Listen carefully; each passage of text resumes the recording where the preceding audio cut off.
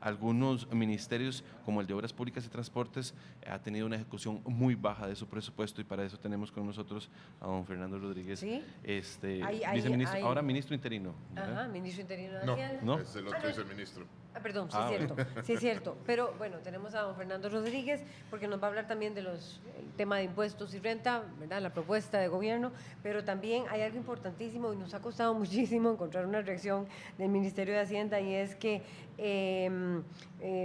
hubo una acción que se presentó a los grandes empresarios a través de CASIA, presentaron una acción que de alguna manera se avaló y ya no van a tener que presentar información en torno a la composición del capital de sus sociedades, etcétera, y eso estaría tocando a 500 empresas, grandes empresas. Lo consideran una batalla que ganaron los empresarios, estaban molestos con Tributación porque les pedía ese tipo de información, Tributación consideraba que era importantísimo tener ese tipo de información. En fin, ¿eso qué va a implicar entonces que ya no den esa información? Bueno, vamos Así a que ver. bueno, arranquemos con eso. Sí, en primera instancia nosotros apelamos a esa decisión, es una decisión de la agencia. ¿Que les pide información de qué tipo, don Fernando? De la composición accionaria de las empresas, que en realidad y nunca la habían dado. No, nos ha dicho la OCDE y nos dijo el Grupo de Acción Financiera Internacional que vela por políticas antilavado, que es fundamental conocer las personas que están detrás de las sociedades. Pero además, después de que se dio el caso Falciani con la filial de HSBC en Suiza, esto es un elemento fundamental y nosotros lo vamos a seguir peleando en las instancias legales hasta donde nos den esas instancias para poder revertir esa decisión que creo que está muy mal fundamentada. ¿Muy mal fundamentada por quién? ¿Quién resolvió? La Agencia de Protección de Datos de los Habitantes, que en realidad aquí no están, fue creada para otra cosa. En realidad hay que entender que las facultades de acceso a información por parte de la administración están supeditadas a un fin que es un fin superior, digamos, en ese sentido, pero que además no violenta el ámbito de confidencialidad porque la información a la que nosotros accedemos es también confidencial y sigue siendo confidencial para terceros. Entonces, pues ahí lo seguimos, lo mantenemos en apelación y si esa apelación no fructifica, seguiremos en los tribunales buscando que se entienda la posición nuestra. ¿Tribunales costarricenses? Sí, claro. Eso implica que ellos ahora no están obligados a decir cuál es su capital accionario cuando Hacienda les pide esa información. Ya en realidad no la dieron. En realidad no la dieron cuando nos entregaron información del AMPO en el mes de junio. Lo que no quieren es volverla a entregar y en todo caso nosotros tenemos también en camino un decreto para crear un registro de accionistas, de socios de sociedades mercantiles, ese es el nombre correcto.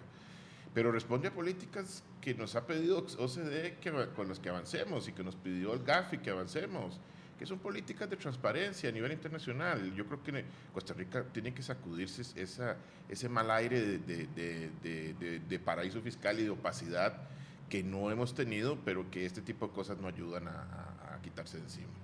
Bien. Vamos, una consulta a propósito de la opacidad de quienes no tributan y el origen de capitales accionarios. ¿Uber tributa? Bueno, Uber acaba de iniciar actividades en el país, está iniciando actividades dentro del año fiscal que está en curso, que termina el 30 de septiembre. Le tocaría pagar impuesto de renta en el mes de diciembre por las actividades que realice durante este periodo, desde que inició actividades el viernes y hasta el 30 de septiembre.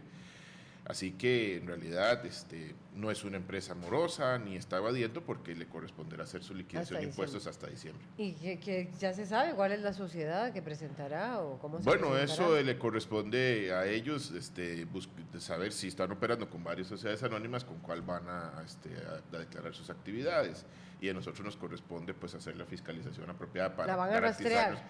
Como rastreamos a cualquiera. En realidad, si es una empresa que está generando actividades que es público y notorio que lo está haciendo y no tenemos un reporte de sus ingresos, y pues por supuesto nos va a preocupar y nos vamos a tener que ir a revisar. Don Fernando, vamos a temas presupuestarios. Al principio del mandato del actual gobierno, don Guillermo Solís decía que iba a tener un control muy fuerte respecto a los ministerios que no ejecutaran bien su presupuesto.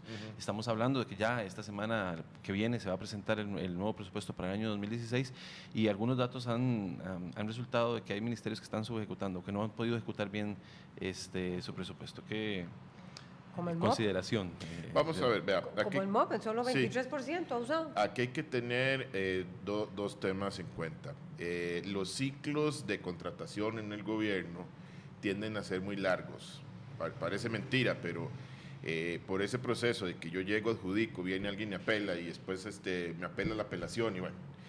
Eso provoca que muchas veces los cierres de los pagos, digamos, procesos que empiezan a ejecutarse, contratos que empiezan a ejecutarse o cuyo contrato se paga una vez terminado, se aceleren hacia el cierre del año.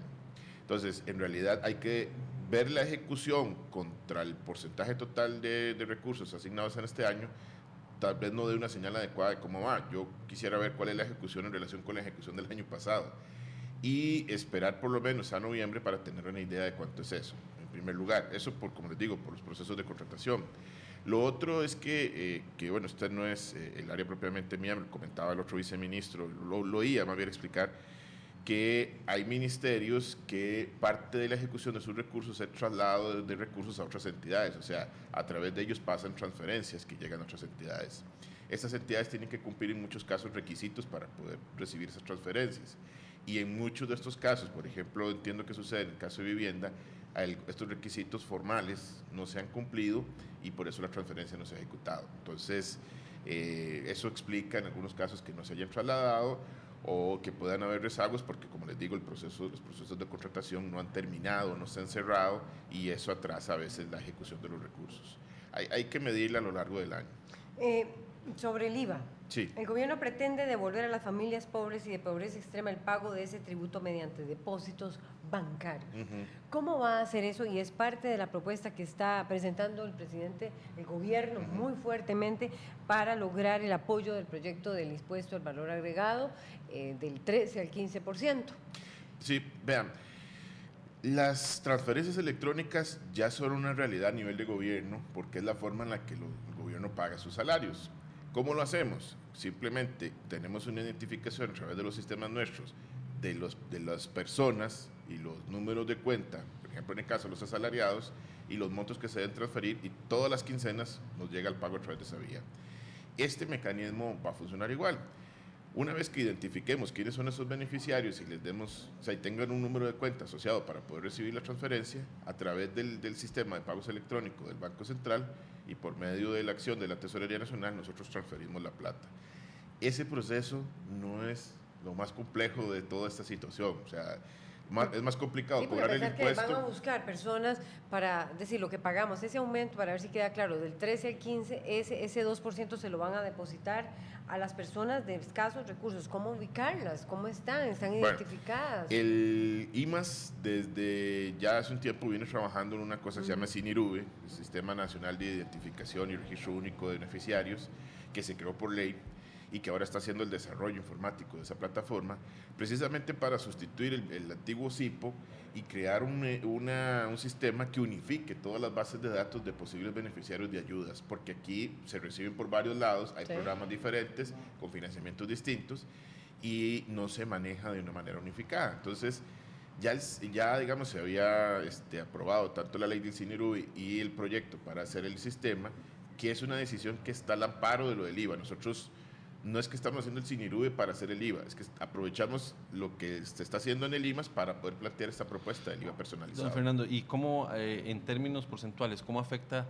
en el cálculo de esta devolución del dinero a ese monto que se pretende recaudar, que es arriba del 2% del Producto Interno Bruto? Lo que hemos señalado como expectativas de recaudación es neto de la devolución. O sea, ya ahí se le restó la devolución. Es lo que nos queda después de haber hecho la devolución. Ese 2% es contando que cada punto, porque es importante eso que dice Randall, cada punto del Producto Interno Bruto es 280.000 millones de colones. Para este año un poquito más de ¿verdad? Eso, y si para el año entrante alrededor de 300.000 millones. Estamos hablando de 600.000 millones que quiere recaudar el gobierno. Exactamente. ¿Cómo va esa negociación? Porque el Frente Amplio había dicho abiertamente, don Fernando Rodríguez, viceministro de Hacienda, que ustedes estaban cediendo en un proyecto de fraude fiscal de dejarlos sin dientes, a propósito ahora de capital accionario y de las empresas, y etcétera, para que les aprueben el IVA. No, decir, no estaba cruzada esa negociación de esa manera. En realidad, nosotros Lo que hicimos fue sentarnos con algunos diputados a discutir lo que ellos pensaban que debía estar en el proyecto y que no debía estar, su posición alrededor de algunos temas que teníamos. Nunca cruzamos esa negociación con el resto. Donde sí se habló fue de que se caminase propuestas en materia de impuestos a la par de medidas para control del gasto. Eso sí, lo hemos discutido. Pero lo dejaron sin dientes en no, el fraude fiscal. Mire, si se hubiera quedado sin dientes, nosotros mismos nos hubiéramos encargado de retirar el proyecto. Tanto así que en una versión que nos entregaron los diputados, nosotros les hicimos ver que no aceptábamos. Y se les hizo el planteamiento formalmente a través de una nota quedó? Que el ministro... ¿Cuáles son los dientes que tiene ese proyecto de fraude sigue fiscal? teniendo acceso a información que es fundamental para poder tener el control, sobre todo de las personas físicas que pagan el impuesto. Sigue teniendo la promoción de medidas, por ejemplo, la obligación del uso del datáfono para profesionales liberales que prestan servicios en ciertos locales de atención al público. Sigue teniendo, por ejemplo, la revisión de mecanismos para evitar que los contribuyentes eludan el pago a través de acciones legales, como por ejemplo estar presentando reiteradamente declaraciones rectificativas para tener procesos de fiscalización. Y a propósito de las peticiones de OCDE en cuanto a acceso a información, los diputados nos permitieron meter otras medidas, como por ejemplo identificar los beneficiarios de los fideicomisos, que a propósito de transparencia, para ellos era fundamental que lo pudiésemos lograr. Y en realidad una negociación buena. Tal vez lo que ha habido es que no tuvimos en su momento la oportunidad de sentarnos con los señores del Frente Amplio. Ya en días pasados sí nos hemos ido buscando un acercamiento, ya hemos conversado con don José Ramírez y le ofrecimos apertura parte nuestra para atender sus inquietudes sobre el tema. Y más bien ahora lo que nos preocupa es que el proyecto avance, o sea, lo que queremos es que se mueva porque es muy importante enviar esa señal y a cómo está la situación fiscal es fundamental tener esa herramienta a la mano. Le agradecemos a don Fernando Rodríguez, viceministro de Hacienda, por acompañarnos. Se nos acabó el tiempo. Se nos acabó.